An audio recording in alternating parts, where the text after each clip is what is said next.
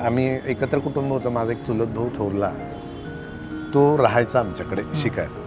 तर खाली एकदा तो खेळत होता आणि त्याने असं उंच मारलं, म्हणजे आमच्या कॉलनीतून समोरच्या कॉलनीत तो गेला आणि तो बॉल हरवला. आणि माझे वडील जे फार कमी बोलायचं, त्यांनी माझ्याशी बोलावं. बघा ह्या सोशल फोबियाच्या मुळाशी काय काय, त्यांनी किमान माझ्याकडे बघावं अशी अपेक्षा असायची. ते बघायचेही नाही, तेवढंही व्हॅलिडेशन नसायचं. माझ्या चुलत भावाला माझ्यासमोर ते असं म्हणाले की वसंतला पाठवायला हवं क्रिकेटसाठी, बरा खेळतो. तर हा माणूस कधीतरी माझ्याबद्दल असं बोलेल हे सबकॉन्शियस मध्ये साठत गेलं.